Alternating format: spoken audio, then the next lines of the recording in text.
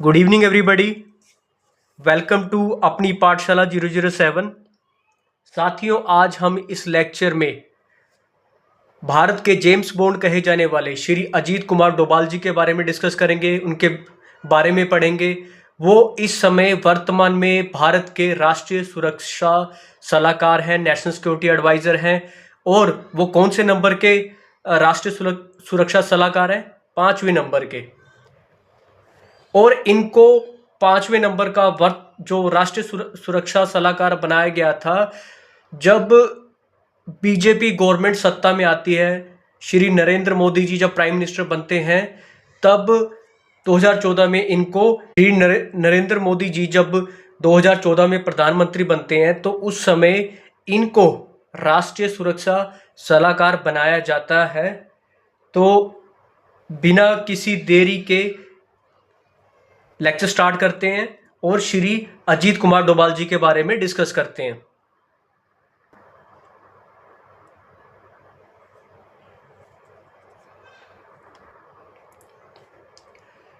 तो अजीत कुमार डोभाल जी का जो जन्म हुआ था वो 20 जनवरी 1945 को पौड़ी गढ़वाल उत्तराखंड में हुआ था। इनके पिताजी मेजर GN डोभाल जी थे जो इंडियन आर्मी में सर्विस कर रहे थे, मेजर की रैंक में। तो इनका जो फैमिली बैकग्राउंड है वो मिलिट्री से था, भारतीय सेना से था। तो देशभक्ति बचपन से ही इनके खून में थी।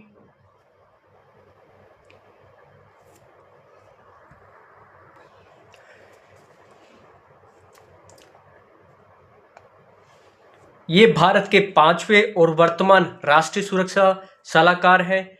1968 बैच के IPS ऑफिसर रहे हैं और ये अपनी जासूसी क्षमताओं,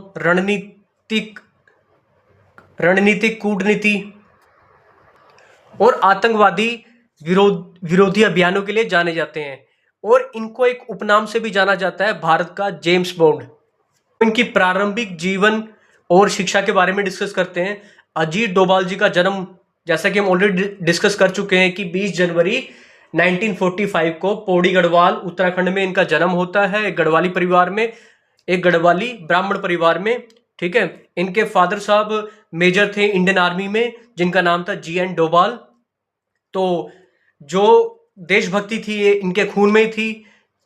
और इन्होंने जो अपनी प्रारंभिक शिक्षा की वो अजमेर मिलिट्री स्कूल से की। फिर बाद में इन्होंने आगरा यूनिवर्सिटी से BA MA करा इकोनॉमिक्स में।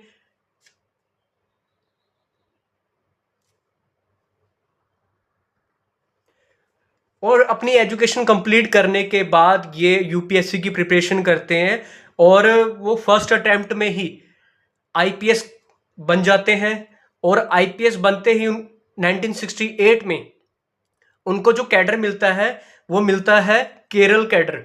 ठीक है। 1968 बैच के IPS ऑफिसर थे श्री अजीत कुमार डोभाल जी, और उनको जो कैडर मिलता है वो केरल का मिलता है। ठीक है। और ये डोभाल साहब जो थे वो 7 साल तक अंडर कवर जासूस बनकर रहे थे पाकिस्तान में, क्योंकि पाकिस्तान में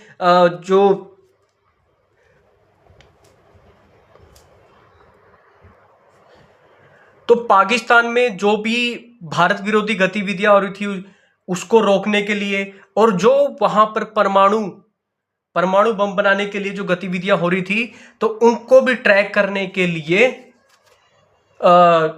अजीत डोभाल जी को पाकिस्तान भेजा जाता है। ठीक है। इसके अलावा 1980 के दशक में मिजोरम के उग्रवादी आंदोलन को शांत करने और वहां के विद्रोहियों को भारत के पक्ष में लाने में महत्वपूर्ण भूमिका निभाई थी श्री अजीत कुमार डोभाल जी ने। और जब ये 1968 में केरल कैडर के IPS बन के केरला जाते हैं तो वहां पर भी इन्होंने ऐसे ही एक दंगे को शांत करवाया था।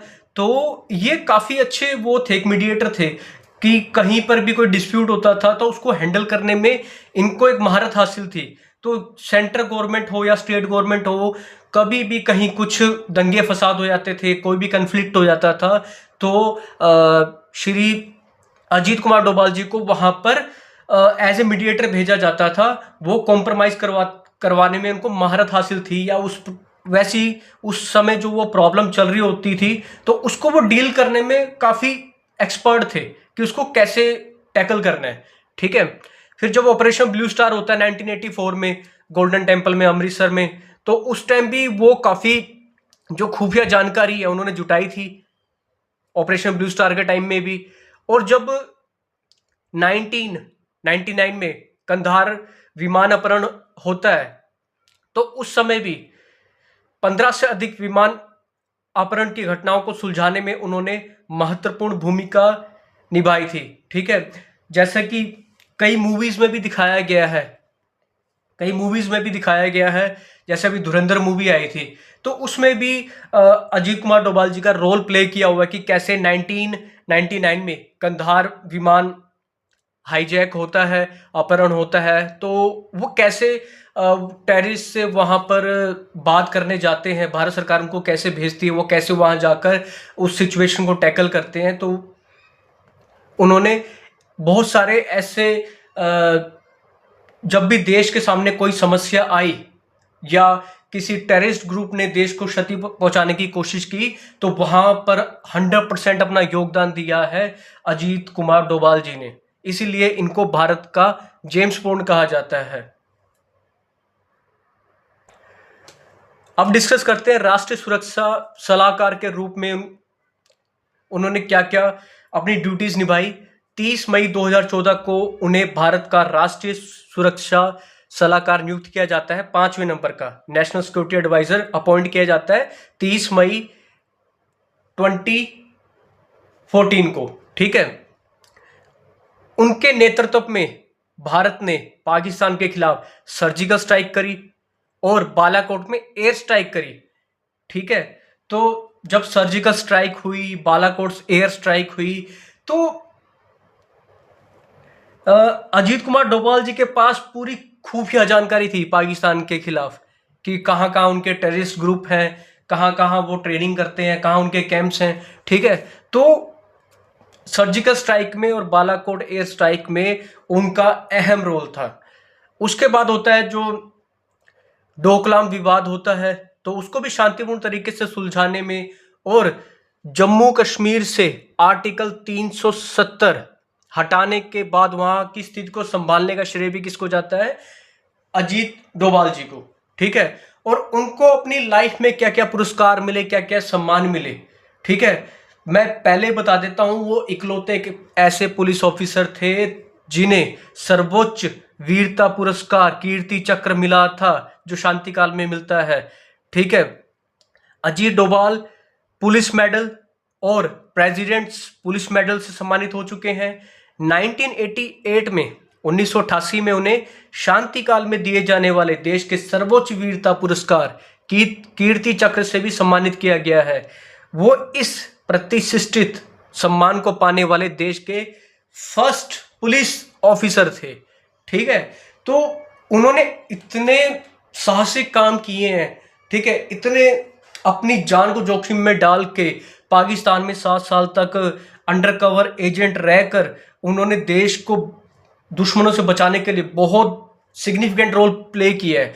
तो जो मोदी सरकार ने इनको नेशनल सिक्योरिटी एडवाइजर बनाया है, तो इससे हमारे देश को काफ़ी फायदा हो रहा है। ठीक है, बहुत सारी जो एक्टिविटीज़ हैं जो टेररिस्ट हमारे खिलाफ करना चाहते हैं वो पहले ही रोक दी जाती है, क्योंकि अजीत डोभाल जी को इसके बारे में डीप नॉलेज है। ठीक है, बहुत सारे जो घटनाएं हैं वो होने से पहले ही रोक दी जाती हैं जब ऐसे नेशनल सिक्योरिटी एडवाइजर हो हमारे देश में।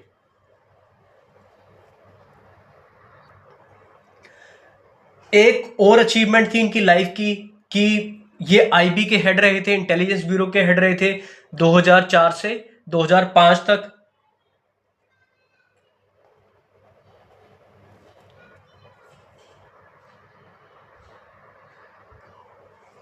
और इंटेलिजेंस ब्यूरो के डायरेक्टर रहते हुए 2004 से लेकर 2005 तक भी उन्होंने काफ़ी सिग्निफिकेंट रोल प्ले किया भारत की सुरक्षा के लिए। तो साथियों, हमने इस लेक्चर में अजीत कुमार डोभाल जी की लाइफ के बारे में जाना, डीपली जाना। ठीक है, कि उन्होंने कैसे 1968 में आईपीएस बनते हैं, फिर वो इंटेलिजेंस ब्यूरो के डायरेक्टर बनते हैं, और जितने भी देश में बड़े बड़े ऑपरेशंस होते हैं या देश के बाहर जो ऑपरेशंस होते हैं, ठीक है, हमारे दुश्मनों के खिलाफ, तो उसमें इनका एक मेजर रोल रहता है। ठीक है, तो हमारे देश को दुश्मनों से बचाने के लिए ऐसे महान योद्धा हमारे देश में होने बहुत जरूरी हैं, जो देश की हिफाजत कर सकें, देश को दुश्मनों से बचा सकें। तो इस वीडियो लेक्चर में इतना ही। मिलते हैं नेक्स्ट वीडियो में किसी डिफरेंट टॉपिक के साथ। वीडियो देखने के लिए आपका बहुत बहुत धन्यवाद।